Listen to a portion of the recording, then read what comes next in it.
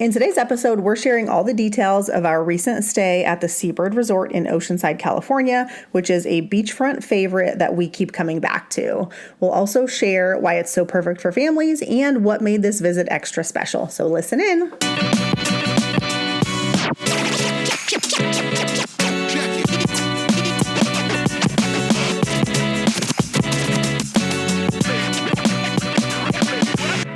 Hi, I'm Rhea. And I'm Dwayne. And we are your hosts of the Travel Party of Five podcast, where we share how we travel as a family of five around the world. We will also share how we use points and miles to travel as affordably as possible and sometimes even completely free. So if you're wanting to travel more with your family, but you're not sure how, we'd love for you to listen in. So welcome to our podcast, where we hope you learn a thing or two to get you closer to your next trip.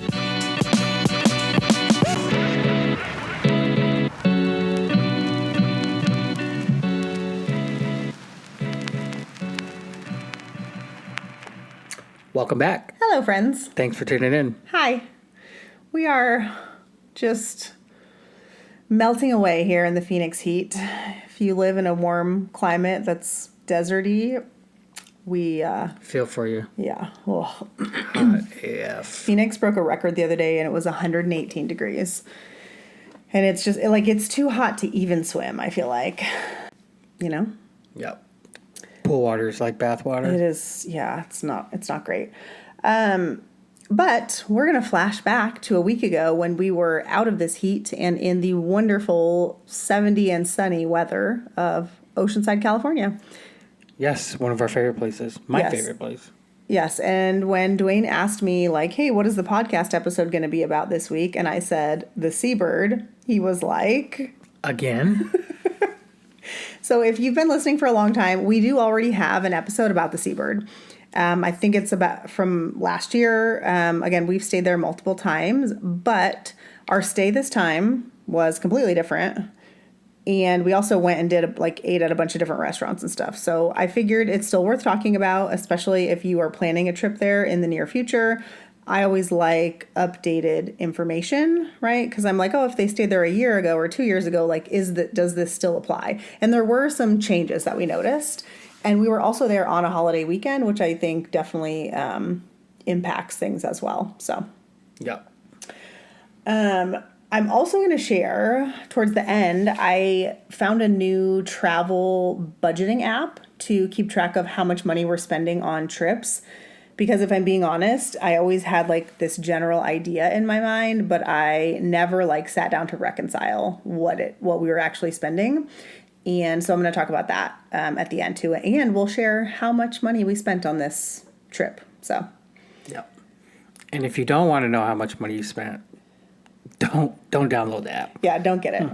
But I when we used it for our Yosemite trip, and ouch. Yeah, we spent a lot of money. We used it for that trip, and then we used it for this kind of Indian Wells Oceanside trip as well. And basically what I've been doing is just on the car drive home, I've been pulling okay, up the statements for this card and that card and whatever cards we're using, and I'm inputting it into this app. And it doesn't take very long, and I do feel a sense of accomplishment, okay, this is what we spent. And yes, on the way back from Lake Tahoe, it was a painful, oh God. But on the way back from this trip, it was oh, that's pretty good. At least I thought. Yeah. Dwayne was that's still a good amount of money, which he's not wrong. But anyways, we'll get to those details at the end. So the Seabird, it is a Category 6 Hyatt in Oceanside, California. Directly next to it is its sister property, which is called Mission Pacific. That is kind of a more adults vibe. We've never stayed there, in full transparency, but you do have use of the facilities at both properties when you stay at one. So if you stay at the Seabird, you can go to the pool at Mission Pacific. And if you stay at Mission Pacific, you can visit the Seabird. I also think the breakfast, if you stay at Mission Pacific, is at the Seabird. So yes. There was a family there this time that was staying at the Mission Pacific, and yeah, we ran into a couple times at the Seabird. Yeah. To book this stay, we stayed 3 nights. We used 87,000 Hyatt points. It was peak pricing, so 29,000 points a night, because we were there on July 4th weekend. So July 3rd, 4th, and 5th were the nights that we stayed. And I also applied a suite upgrade award, which we'll talk about in a second. But our Hyatt points all come from either Chase or spending on the Hyatt card, predominantly from Chase, but we do spend on, I have both the Hyatt personal and the Hyatt business card. We do spend a good amount on those throughout the year as part of our strategy to hit Globalist every year. So that's where the points came from. I am a little bit about the future of our Hyatt points because the Chase ecosystem hasn't been super friendly to us lately. So, I even joked on Instagram the other day that I might need to get a Marriott card because I don't know if we're going to be able to stay in so many Hyatts next year. Our Chase points are very low right now, under 100,000 low. So, just got to boost them up. Yeah, oof. First of all, let me just start off by shouting out to the person that sent you a picture of them drinking our cocktail that we suggested. Yes. On last week's episode. They even called it the Party of Five, which I thought was pretty funny. I mean, obviously it's not our drink, but yes, to call it the Party of Five, that's pretty awesome. So yes. Shout out to you. His name was Ryan, and he sent it to me on Instagram. And hopefully they were as good as we said they were. Yeah, hopefully you liked them. I showed it to Dwayne, and he was like, wait, did he try it yet? And I was like, I don't know. But it's, in case you don't know, it's 1800 coconut tequila, squeeze of lime, and a citrus fresca. Grapefruit fresca, yes. Well, there's also just a plain citrus. I think that would be fine too. You don't even have to use 1800, just whatever coconut tequila is out there. Yeah, yeah, that was pretty funny. We got a good laugh out of that this morning. So hope you enjoyed it. Let me know. Okay, so let's talk about the suite. So first of all, I applied a suite upgrade award. You earn a certain amount of those on your way to Globalist status. So if you hit 60 nights, you should end up with 5 suite upgrades awards. If that's what you're choosing, there are some milestones where you get to pick and choose what reward you get. I always choose the suite upgrade awards because those are the most valuable to us as a bigger family. As a side note, if you do not have Globalist status, there are a couple of ways to get suite upgrade awards. So number one, there are Hyatt Facebook groups where you can go in and people gift them or trade them. So some people are looking for maybe category 1 through 4 free night certificates, and they have suite upgrades to give away, and you can do a swap. Some people will just give them away because they can't use them. And Hyatt does allow gifting. Also, they expire. Generally a year after you've used them. So the ones that we've all used this year, they expire February 2026. And then throughout this year, we're going to earn some that we can then use next year. But the reason I bring up the expiration is if it's January and you have a stay end of January, middle of February, that's probably a really good time to see if someone has one to gift you, because they're going to be generous because it's going to expire anyways and they can't do anything with it. So I would keep that in mind, and you can maybe get one without even having to trade anything. The other way to get one is you can purchase them on eBay. In full transparency, this is completely against Hyatt's terms and conditions, and this is something we have never done. However, I do know people that have done it successfully and maybe paid $50, $60, $70, $80 for a suite upgrade award, and that person will apply it to your account, or to your reservation rather. And it seems to work just fine, but you have to kind of go into that. There is a little bit of risk associated with that. And we have never done it, although I would probably do that.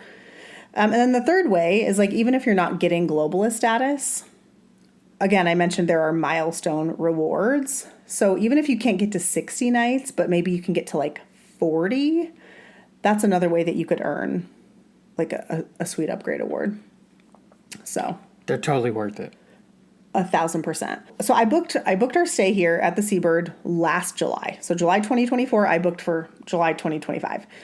And, I wasn't going to apply a suite upgrade award, actually. But then a few months ago, my sister asked if she could kind of tag along on our pre-planned vacation, which then I was like, we need more space.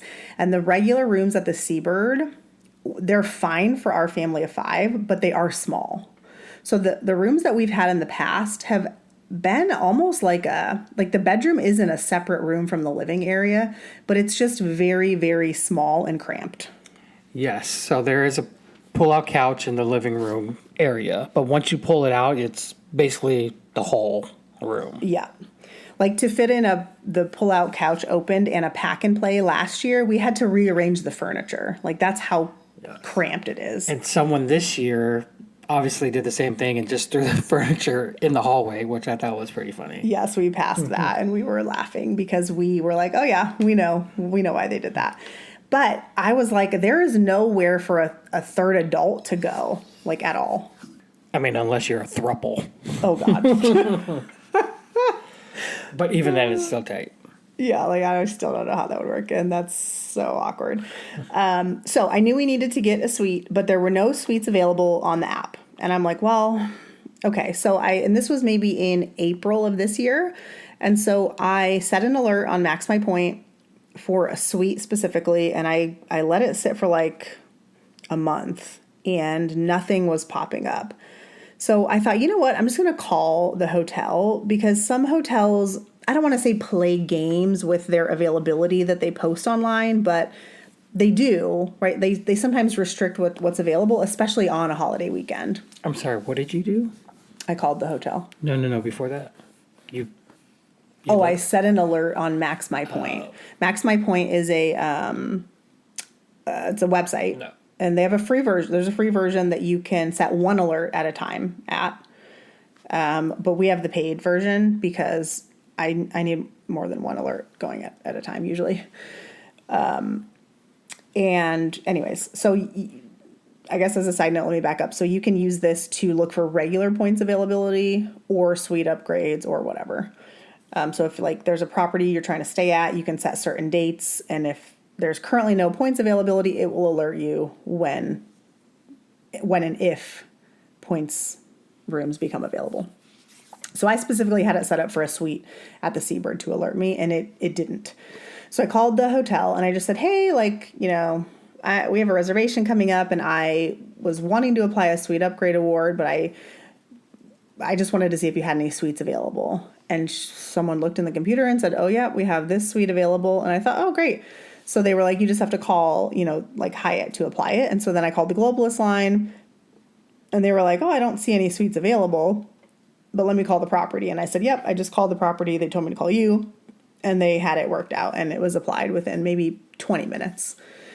That being said, I'm unclear if the suite that we were upgraded to is a standard suite or not. The hotel called it the Grand Ocean Suite, and I couldn't find that particular suite in the app or on the Hyatt website. So a little unclear about that, but this suite was the nicest suite we have ever stayed in. I mean, I would be surprised if that's the standard suite. It was a corner suite and it was on the 5th floor. And so the balcony basically had 2 open sides, and the front is open to the ocean, but the other side is just completely open to like the entire coast and like town of Oceanside. And it was, it was stunning. huge. Yeah. The balcony was huge. It had chairs, it had a dining room table. It had a couch. I mean, a lamp. There was like a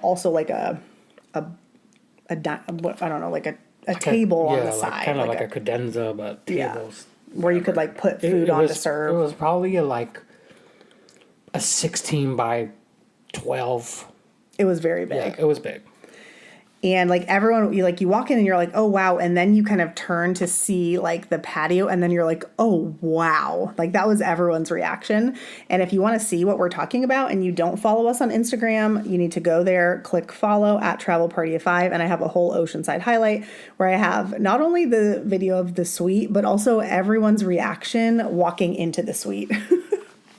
Yeah, what's by far the nicest one. It was incredible. And I am normally pretty excited to go home when we come home from a trip, but I was actually very sad to leave this view. Like, I was like, I am forever ruined by this suite. Like, how do you go back from that? Yeah, even the guy checking in was like, "Oh, this is one of my favorite rooms." Yeah, it was incredible. So, I guess that's just one example of where the suite upgrade awards can kind of, work out even better than we thought they would. So, okay. So the way that we set up the hotel, I guess if you're a family of 6, so there was a pull-out sofa in the living room, and then we brought in a rollaway.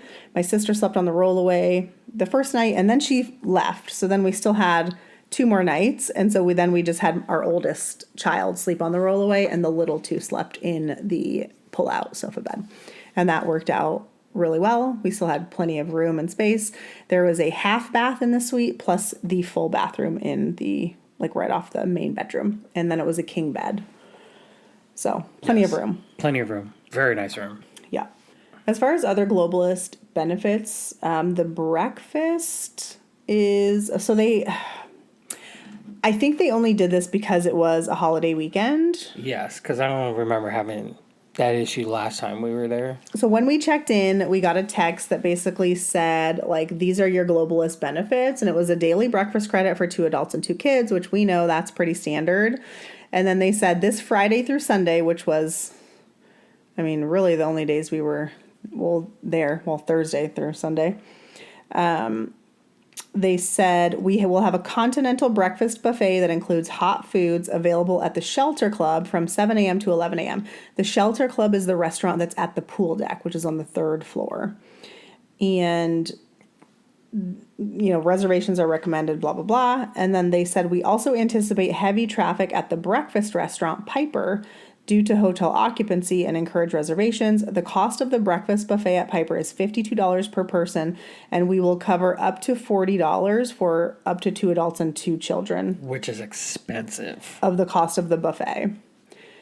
And so the normal breakfast buffet is always at Piper. They don't normally have this kind of club breakfast, is what I'm going to call it, at the Shelter Club. They did that because of the high occupancy, and the hotel was definitely crowded. And keep in mind, the next door hotel, the Mission Pacific, also is coming over to the Seabird for breakfast. So we did a combination of both.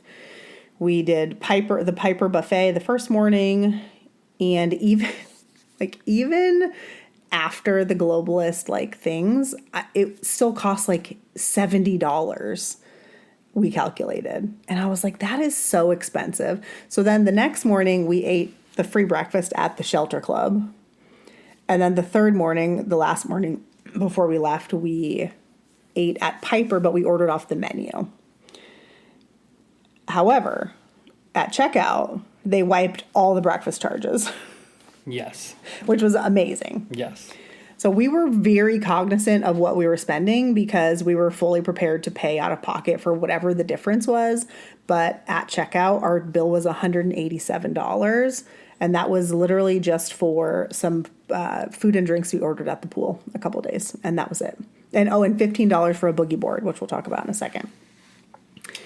Yeah, pretty good. They wiped all the breakfast charges, even when we went over the allotment that they told us we would have. So I think it just goes to show you, last week we talked about Indian Wells and how they very much nickel and dimed, every cent that we paid, and this hotel did not. So I think you just got to go into it expecting to pay the difference or expecting to pay whatever, and then be pleasantly surprised if you don't, because I was like, oh, this is amazing. Yep, I saw the bill and I was like, yep, looks correct. Thank you, bye. Okay. Let's talk about what else is available at the hotel and kind of what was different from last year. Okay. Well, the pool, obviously, which is pretty small. The pool is small. Yes. It's really small, actually. We had to get out there early in the morning, reserve some seats, and they were very strict. Well, they were strict in the morning, it seemed like. And then, so they only gave you 30 minutes to save your seat if no one was there. Then this lady would come around and take your stuff off the chair if you weren't there. And we saw her do that multiple times. Yes. We also saw people complaining, like, ma'am, it's 8:00 in the morning and all these seats are taken, but there's only 2 people in the pool. So then the people would complain, and then she would go around and take people's stuff, right? So it's like, I really think she was only doing it if people complained. Yes, and they only did it in the morning. Again, I think it's because of the weekend we were there. Yes. This was literally on July 4th, like the day of the 4th. The beach was so packed already at 7 a.m. that we just decided we're not going to the beach today. I mean, it was insane. Just too packed. Yeah, too many people. And so we hung out at the pool that day, and it was great, actually. We got chairs right, like, that look over the ocean, and so that was actually really fantastic. But we put our stuff on our chairs, and that's the day we ate at the Shelter Club, which is literally on the same deck as the pool, and we could see our chairs, and we just kept sending our kids over there to, like, to make an appearance. For 30 minutes. Yes. So yeah, you have to get there early, save a seat. Again, it's probably just the weekend, but you might be fine any other time. The holiday weekend, you mean? Yeah. They also have at the pool deck, which I think is really fun if your kids need a break from swimming. They have like a little area. It's in the same kind of restaurant area as where the pool bar is. It's just a pool bar. I don't necessarily. Well, they have games. It's a restaurant. They have in-store seating, but yes, they have like checkers and chess and a pool table. So the kids can go play games, if they need a little break from swimming. And our kids actually did that a couple of times. And it was nice knowing they're right there, but like I don't have to go over there, Yep. And they also have, if you want to go to the beach, they have like a little trailer set up down on the beach that you can get chairs, umbrellas, boogie boards, sand toys, towels, all included with your resort fee. So whether you book on points or you pay cash or whatever, it's all included in your stay, and they will set up the chairs for you and the umbrella for you. Because we were there on a holiday weekend, we did ask for 2 boogie boards, and they said we can only give you 1, and if you want a second one, you have to pay for it. Yes. I don't know if that was just for the holiday or if that's their new policy, sure. But last time we definitely got 2 for free. Yes. So. I mean, we might even got 3, but whatever. Also, this weekend they made us bring our chairs and umbrellas back, like to the little trailer, which they haven't done that in the past. You just tell them, hey, we're done. They go grab your stuff. We never used to have to take it back ourselves. Yeah. Which is fine, but. Yeah, we were the beach surprised. Was packed. It was very, very busy. Yeah. And that was on the 5th of July. So that wasn't even on the 4th. It was still pretty crowded. The hotel also sets up an activity room for kids. This year, it was smaller than last year. Last year, they had a bunch of like these foam blocks and stuff, and it was a much bigger room. But they have like a couple of video games in there, like Pac-Man type video games. Ping pong table. Yep. Tables to play cards. Board games. There's usually like a TV to show a movie. Yeah, cornhole. Yeah. Yeah. So I guess if it's like rainy or whatever, that's a good indoor option for the kids to play in as well. What else? I mean, that's pretty much it. It's just the area that this hotel is in, I love. It's a cute little town, beachy town. It's walkable. A lot of good things to do. We can probably talk about the places we ate now, right? Yeah. So we generally try to do breakfast at the property because of our status. And then because this was a road trip, we brought a bunch of snacks and Uncrustables and all that for lunches for the kids from home. Fruit, chips, the whole shebang. Yep. And then for dinners, we try to go out and not eat at the property to save money. I don't know that we actually saved money doing that this trip because our dinners were pretty pricey. But the food, I think the quality of the food is generally better than hotel food. So, some cases. Yeah. So we went to Wolf in the Woods.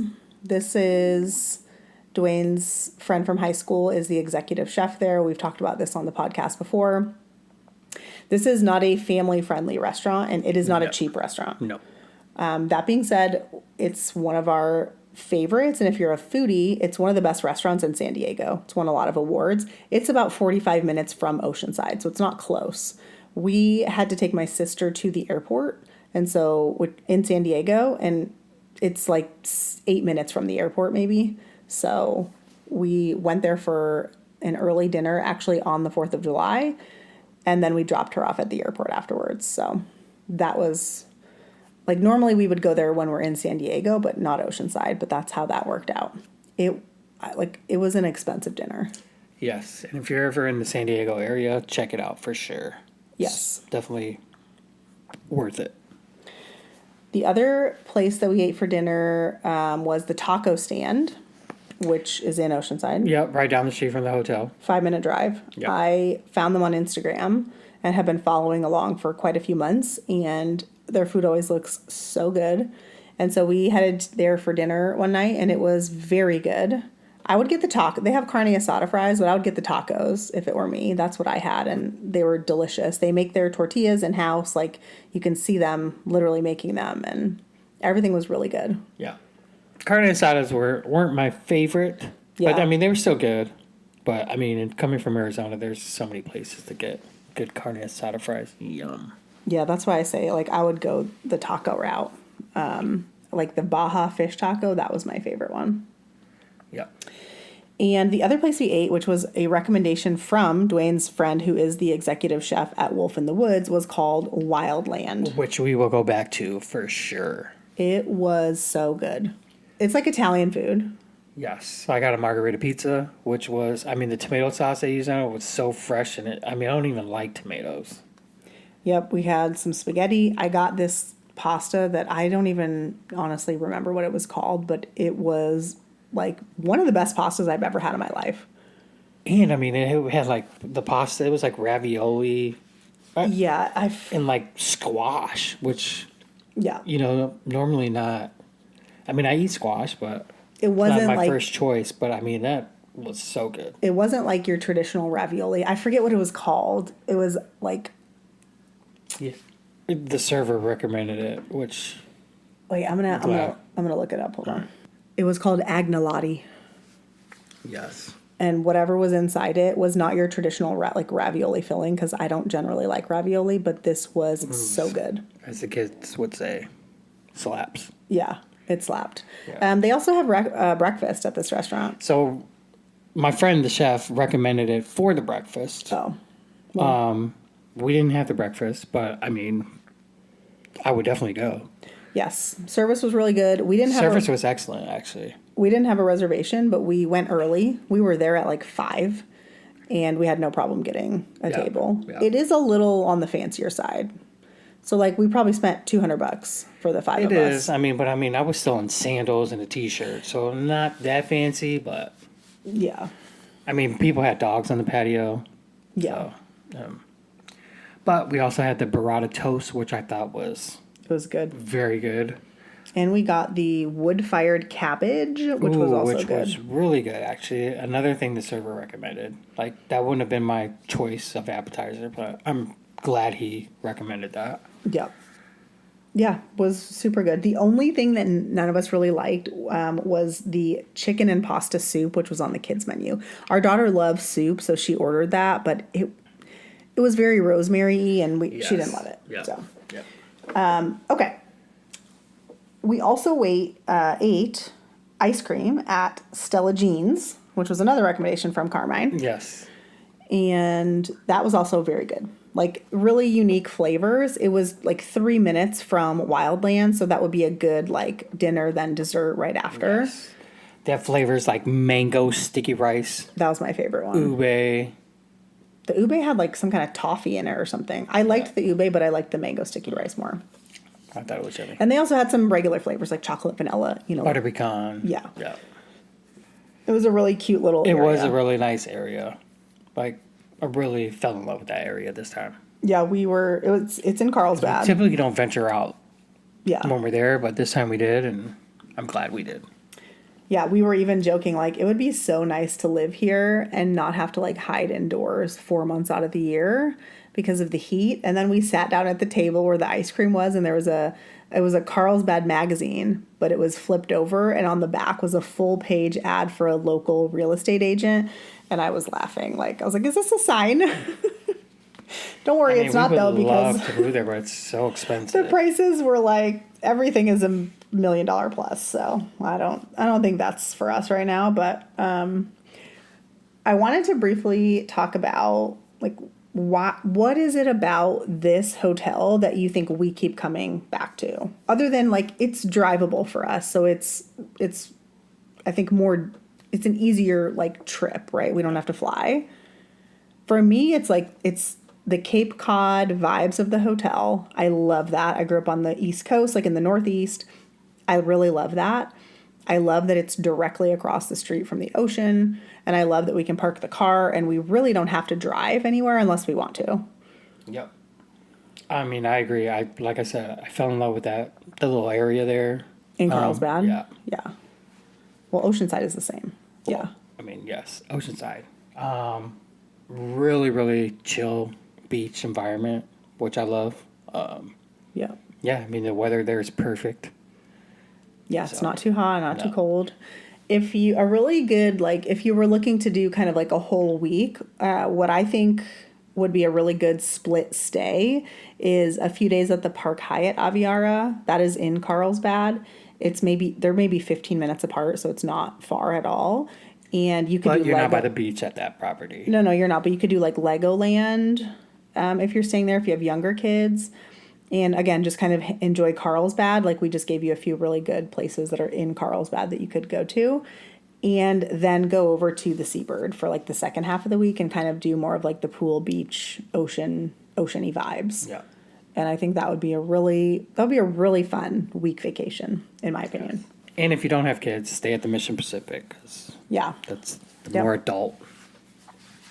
The Top Gun house is also right next door to both of these properties. We actually didn't go there this time, but they serve hand pies, which are like little dessert. Think of like a McDonald's apple pie, but like a little better. Yeah, I mean, they're pretty good. And then one other tip I would give about Oceanside is Camp Coffee is like, a 3-minute walk from the Seabird. And we got coffee from there a couple times in the morning, and we enjoyed it. We think their coffee is pretty good. They do have a bunch of smoked, like it's right, the name of the place is Camp Coffee, right? So the vibe is like campfire-ish. And they do have some like smoked whatever. I got one of those last year and I did not enjoy it, but their regular coffee, like they have a molasses latte I really like. So anyways, check it out. Speaking of Camp Coffee, you didn't even talk about I just thought of that, yeah. your little bucket list thing. My bucklet. Your bucklet. So since I was a kid, I always wanted to have a fire on the beach in California, right? I grew up reading Sweet Valley High books. Oh my God, me too. Oh, stop. No, you did not. So on the Seabird website, you can book different like experiences. And one of them is a fire pit rental. And so you can basically, how it works is they set up this little fire pit on the beach for you. You can have up to 6 people, AKA 6 chairs. And then they provide like s'mores, ingredients and marshmallow sticks and all that. And so we did that for the night we arrived. So we checked into the hotel, saw the amazing suite, went and got tacos at the taco stand, and then we came back and had this fire on the beach. And it was a little expensive. It's not cheap. It is not cheap. But again, this was kind of like a one-time thing. My sister was there with us. I was like, this is going to be fun. And so we did it. It was $300 for 90 minutes plus tax and gratuity. So that the gratuity was 20%. So it was $382 or something like that total. Expensive. Yes, expensive again. But we paid $0 for all of our hotels. And so on that whole trip, so I was like, I'm going to do it and check off this kind of, bucket list item for me. It was really fun. The kids, of course, got wet in the water immediately in their regular clothes, which we told them not to, and they didn't listen. So our boys ended up splashing around in the water. Then they came and had a s'more. They warmed up by the fire. Then they'd go back in the water. But we got to kind of see the sunset, and the fire was nice and warm. It was kind of chilly at that point. right on the water with the wind. And so I have fond memories of it. I thought it was enjoyable. What did you think? Yeah, it's a good time. I was cold, but Even with the fire? yeah, because you were getting all the fire. Because it was blowing towards me? Yes. Oh, well. So I even had to wear a sweater, which well, I didn't even bring a sweater. I had to wear your sister's sweater. Yeah, that's right. Oh, gosh. But yes, I mean, again, it's a pretty penny. Yeah. But if it's on your bucket list, then I would do it. If not, build your own fire. You can't build your own fire. As a side note, there is no way for you to do that. And there are like other beaches maybe that there are fire pits set up, not where we were, but like in other parts of California. And I mean, you got to get there at 6 a.m. to save your fire for the day. So, okay, let's talk about the app that I recently found to track spending. So first of all, I think that I learned about this app from V Family Travels on Instagram. I want to give credit where credit is due. I'm pretty sure she is the one who posted about it, and I thought, oh, let me try that. It is called Travel Spend, and they have a free version or a paid version. The free version only allows you to track one trip at a time. So I did do the paid version, which I think I paid like $30 for the year, or it was like $60 for lifetime access.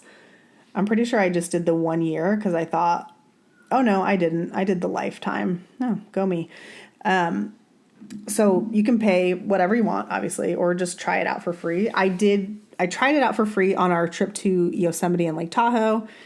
And I was like, oh, I really like this. It's simple to use and easy to log expenses. So, and you can choose, like if you're paying for a hotel, for example, and it's $1,000, you can choose, log this over the course of like 4 days or 5 days or whatever it is, so that, a portion of that $1,000 counts for each day. And you don't have to just log it all at once. So it kind of shows you how much you're spending daily. And then you can see categories like food, gas, whatever.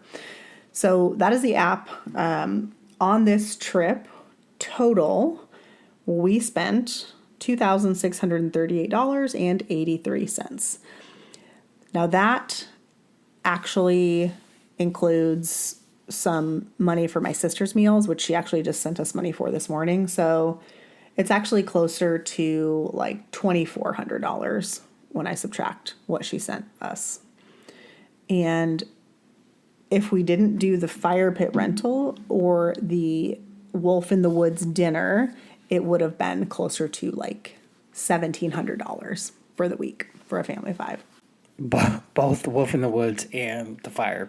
They were roughly the same amount of money. It is expensive. So between those two things, it was like over $800 of our budget. So keep that in mind. There are definitely ways to spend less than what we spent. Now, I will say we had brought, again, a lot of fruit, snacks, and stuff for the kids. And I did not count that in my expenses cost, mainly because I don't remember when I bought them or how much they were. But a lot of it was just stuff we already had anyways. And then a few extra things that I bought for the trip, but not much. I did add in the tequila, though.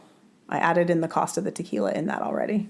So I mean, that's probably one of the cheapest things we bought. It was $20. However, in contrast, like what we spent on the Lake Tahoe Yosemite trip was more than double that amount because we paid for a hotel and all that. So, I mean, a week's vacation for a family of 5 for $2,600, $2,400, let's call it. I think that's pretty dang good, all in. Dwayne is just staring at me like, I don't know. What are you thinking? Are you just thinking that's so much money? I mean, it is a lot of money. And, I'm just thankful we're lucky to be able to do that. I mean, yes, but yeah. I think that's like a really cheap vacation. I don't know. What do you guys think? Tell me on Instagram. Let me know. If you don't follow us on Instagram, again, I have a whole highlight about Oceanside, and I generally post like I post things in more real time than obviously we're able to talk about on the podcast. So if you like want to know what we're up to and kind of what's happening, like the recap of our time at the Seabird, I finished posting yesterday. So that is already up and available if you want to take a peek at it, and go look at the suite.